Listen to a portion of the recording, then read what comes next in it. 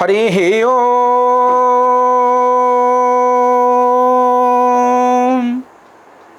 भुजे सव्य वेणु शिरसि शिखिपूच्छं कटितटे दुकूलं नेत्रान्ते सहचर कटाक्ष्यः विदिधते सदा श्रीमद् वृंदावन वससि लीला परिचयो प्रभु जगन्नाथ स्वामी नयन पथगामी भवतु मे। प्रभु जगन्नाथ स्वामी नयन पथगामी भवतु मे। प्रभु जगन्नाथ स्वामी नयन पथगामी भवतु मे। चराचर हितार्थाय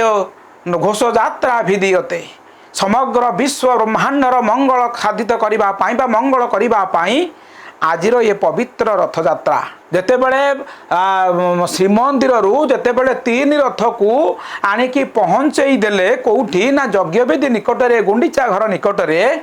आमे माने समस्ते भारी खुशी हो जाऊ कृत्य कृत्य हो जाऊ कौन ना आमे रथ को टाणिकी नहीं आसिलु। आमे जगन्नाथ जो मैंने सब पुरी जाइए रथ टाणी गाँव को आसला मैंने भारी खुशी रे कहती जहाँ हाउ रथ दौड़ मो हाथ टे लगे ना मु जगन्नाथ रथ को टाणिकी आनिली किए किए कहे मु बलभद्र रथ को टाणिकी आनिली आउ किए किए कहे मु सुभद्रा रथ को टाणिकी आनिली अहभाग्य मोर पड़गला मोर खूब सौभाग्य जे मो रथ को टाणिकी आनिली। आज्ञा गोटे कथा मने मने चिंता कले जदि जगन्नाथ न चाहिए रथ हलिब हलिब नहीं आज्ञा। आपण चाहिए हजार हजार लक्ष कोटी कोटी भक्त थिले भी बड़दाण्ड रे आउ समस्ते मिलीमिशी दौड़िकी धरी टाणिले मध्य जेते बड़ पर्यंत मो प्रभु चाही नाहंती सेते बड़ पर्यंत रथ हलिब नहीं। आपण चाहिए लक्ष लोक थांतु कोटी लोक थांतु तेणु आमे माने जो माने कहूचे आमे रथ टाणिली बोली भूल कथा आज्ञा यह हूँ भूल कथा। जगन्नाथ चाहिए बोली तांको रथ चलला यह हूँ एक सिद्धांत कथा आज्ञा। यार प्रमाण पाइबापी आमको बेसी दूर जावाक पड़ो ना एबर जो गजपति अच्छा दिव्य सिंह देव आज्ञा तांकरी अमलर कथा तांकरी समयर कथा से समयटी हूँ 1972 मसीहा 1972 मसीह प्रभु आसी 4 माल उपरे रहीगले आउ आज्ञा हलिले नहीं कारण गजपति महाराज आसी नाहांती बोलिकी गजपति महाराज आसी नाहांती बोलिकी 4 माल उपरे प्रभु सेमती ठेदी एक विशेष कारण सकाशे गजपति महाराज आसी नथिले तेणु 4 माल उपरे सेमती जगन्नाथ थांती किंतु सी आउ हलु ना तलू को खसु ना तलू सीना खसिले 4 माल फिटा हे रथ चलिए आउ पंडा पड़ियाणी सेवायत माने आगू को नहीं पारु ना सी सीना दारू कि सी हूँ अचल महामेरु जहाँ को आम कहूचे दारू से अटंती अचल महामेरु भक्ति भाव रे जदि आम टेकिबा सोलो भलिया टेकी होइजिवे जदि अहंकार रहिबो जदि कौन अन्याय अनीति हम सी एभली हिमालय भाया निजक ओजनिया कर बसीजे जे कही तो पारे ना तेणु से दिन पंडा पड़ियाड़ी सेवक मैंने कहीं उठे पारे ना टेकी पारे ना जगन्नाथ भगवान को शेष खबर गला क्या कौन राजा पाखक खबर गला दिव्य सिंह देव पाखक खबर गला एवं सी जिते बड़े आसिकिना मुंडियाटी मारी देइछन्ति एवं प्रार्थना करिछन्ति कहले हे प्रभु तुम्हें तो भक्तर बंधु तुम्हें तो दीन बंधु तुम्हें तो गर्व गंजन हरि तुम्हें तेणु तुम्हें जहाँ है तुम्हें एणिकी टिके रथ को तल को चलतु 4 माल ऊपर को उठंतु आज्ञा जिते बड़े राजा एतिक कहीदे प्रभु तांकर गति करने आरंभ कले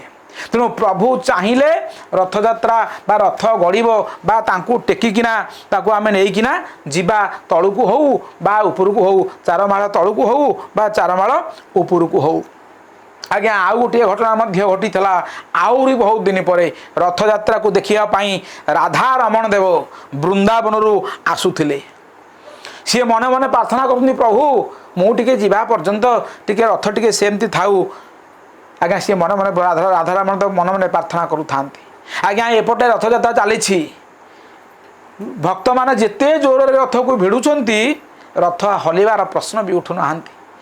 शेष में थालिया हो गले भक्त मान सब हालिया हो गले एवं शेष में हाथी मगागला बहुत पुराना समय कथा बहुत पुराना दिनर कथा हाथी भी आसिले शह शह संख्यार हाथी आसिले हाथी मध्य टाणिले किंतु तथापि रथ झुंकिला नहीं टिपे इंचे आग को हलिला नहीं किंतु राधा रमण देव जड़े विशिष्ट भक्त जड़े ईश्वरंकर सी जड़े जड़े विशिष्ट भक्त भाव में जहाँकर नामटा भक्त समाज रे गणित हुए जड़े प्रातस्मरणीय जड़े सी भक्त एवं सी जिते बड़े आसी बड़दाण्ड रे पहुँची गले सेते बड़े रथ चलने को आरंभ कला एवं रथ जिते गड़ा को आरंभ कले सेते रथ बड़दाण्ड रे ठिया ही आज राधा रणदेव अति आनंद रे गाइले कहले आसीछे कालिया हलिया दोलिया रसमय गुणधाम चरणे नुपुर माजुछि मधुर नवीन सुंदर ठाम अति आनंद रे भावावेगर सहित से दिन राधा रमण देव अति सुंदर भाव में गाई उठी प्रभुंर गुणगान करी प्रभुंर गुणगण कीर्तन करी ये आज्ञा द्वितीय उदाहरण आउ गोटे उदाहरण आमे माने समस्ते जानी थाए आपण माने समस्ते जानी थिबे किए सी ना भक्त सालवेग भक्त सालवेग वृंदावन रे थिले खबर पाइले रथयात्रा होउची माँ पुओ उभय माँ को धरी सांगे सांगे सी आसिले बहुत बाटर से तो गाड़ी मटर नथिला चाली चाली की आसुथिले शुणी गले रथर ऊपर भगवान जगन्नाथ आरूढ़ हो गले रथ गड़िबा आरंभ हो गले आउ किछि क्षण पर पहुँची जिबे कोठी गुणिचा मंदिर रे आज भक्त सालवेग आज मने मने प्रार्थना करूथांती कहले प्रभु मु सिना विधर्मी हो गली किंतु मो मनरे तुम प्रति जो भक्ति अच्छी जो भावना अच्छी प्रभु तुम्हें तो अंतर्जामी ना तुम्हें अंतर भितर थाई तुम्हें अंतर्जामी बोला तुम्हें परा समस्त प्राणी भाव को जानुथबार तुम अन्य नाम हूँ भावग्राही प्रभु हे प्रभु मुझे नजिबा पर्यंत तुम रथ जमती आउ इंचे भी न घुंचु से अति सुंदर भाव में कहले जगबंधु हे गोसाई जगबंधु हे गोसाई तुम्भ श्री चरण बिनु आनगति नाही तुम्भ श्री चरण बिनु आनगति नाही जगबंधु हे गोसाई 750 कोश चाली न पार आज भक्त सालवेग आज 750 कोश दूर थाई आज प्रार्थना करुच्ची कौन 750 कोश चाली न पार मोह थी बाजाए नंदी घोषे थी बुरही मोह जी बाजाए नंदी घोषे थी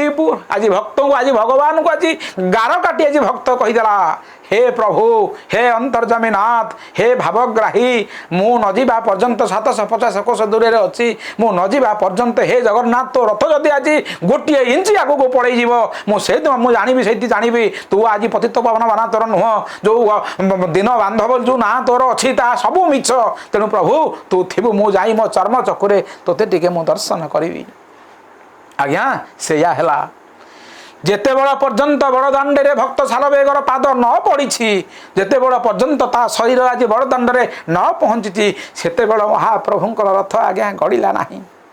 सेते बड़े महाप्रभु आदौ हुंकिले नहीं आगो को जाई गले नहीं जेते लोक टाणिले भी सी गले नहीं ये हूँ भक्त सालवेगर कथा भक्त राधारमणकर कथा आउ जड़े भक्त मध्य थिले आउ मध्य गोटे उदाहरण अच्छी जिते बड़े चैतन्य महाप्रभु यही रथयात्रा समय रे रथ आगे ठिया कीर्तन करूथांती रथ आज्ञा हली नथिले जगन्नाथ प्रभु जाई नथिले जिते बड़े चैतन्य महाप्रभु आसी पछरे टिके रथरे टिके मुंड नुआई टिके ठेली देले जगन्नाथ महाप्रभु चलवा आरंभ कले रथ गड़िबा आरंभ कला तेणु आमे माने जो माने कहूचे आमे रथ टाणिलु बोली कि आमे रथ को टाणिकी आनिकिना गुणिचा घरे पहुँचई देलु बोली आड़प मंडप रे पहुँचई देलु बोली यह एक भाक्तिक मिथ्या यह सुद मिछा कथा जगन्नाथ चाहिए बलभद्र चाहिए माँ सुभद्रा चाहिए बोली रथ आग को चलला एवं आपण को से सौभाग्य प्रदान कले आपण ସେଇ ଭାଗ୍ୟଟିକୁ ଦେଇଥିବାରୁ ଆପଣଙ୍କ ହାତ ସେ ଦଉଡ଼ିରେ ଲାଗିବାରୁ ଆପଣଙ୍କୁ ସେ ସୌଭାଗ୍ୟ ପ୍ରଦାନ ମାନେ ଜଗନ୍ନାଥ କରିଥିବାରୁ ଆପଣମାନେ ମଧ୍ୟ ମହା ସୌଭାଗ୍ୟବାନ। ତେଣୁ ଆଜିର ଏହି ଅବସରରେ ଯେତେବେଳେ ଆମେ ଚିନ୍ତା କରିବା ଜଗନ୍ନାଥଙ୍କର କୃପା ହେଲେ, ଜଗନ୍ନାଥଙ୍କର ଦୟା ହେଲେ, ଜଗନ୍ନାଥଙ୍କର ଆମ ଉପରେ ଆଶୀର୍ବାଦ ରହିଲେ ସେ ରଥ ନିଶ୍ଚିତ ଭାବରେ ଗଡ଼ିବ। ଅନ୍ୟଥା ଆମେ ମାନସିକ ଶାରୀରିକ ବଳ ପ୍ରୟୋଗ କରି ଆମେ ସେ ରଥକୁ କଦାପି ଆମେ ହଲେଇ ପାରିବୁ ନାହିଁ ବା ଇଞ୍ଚେ ମଧ୍ୟ ଆଗକୁ ଗଡ଼େଇ ପାରିବୁ ନାହିଁ। କେବଳ ଦଉଡ଼ିରେ ବନ୍ଧା ସେ ଲୋକ ନୁହନ୍ତି, ସେ ପ୍ରଭୁ ଦଉଡ଼ିରେ ବନ୍ଧା ନୁହନ୍ତି। ଏଇ ଯେଉଁ ଚର୍ମ ଯେଉଁ କତା ଦଉଡ଼ିରେ ସେ ବନ୍ଧା ବା ଭଗବାନ ସିଏ ନୁହନ୍ତି ବା ପ୍ରଭୁ ସିଏ ନୁହନ୍ତି। ସିଏ କେଉଁ ଦଉଡ଼ିରେ ବନ୍ଧା ନା ସିଏ ଭାବର ଦଉଡ଼ିରେ ବନ୍ଧା, ସେ ଭକ୍ତିର ଦଉଡ଼ିରେ ବନ୍ଧା। ତେଣୁ ଦର୍ଶକ ବନ୍ଧୁ ଏଇ ଭାବର ଦଉଡ଼ିରେ ଭକ୍ତିର ଦଉଡ଼ିରେ ଜଗନ୍ନାଥଙ୍କୁ ବାନ୍ଧି ରଖନ୍ତୁ ଜୀବନର ଶେଷ ସମୟ ପର୍ଯ୍ୟନ୍ତ। ତାହେଲେ ଆପଣଙ୍କର ଜୀବନରେ ମାଧୁରୀମା ଖେଳିଯିବ, ଆପଣଙ୍କ ଜୀବନରେ ଐଶ୍ୱରିକ ଶକ୍ତି ବର୍ଷଣ ହୋଇଯିବ। ଜୟ ଜଗନ୍ନାଥ, ଜୟ ଜଗନ୍ନାଥ, ଜୟ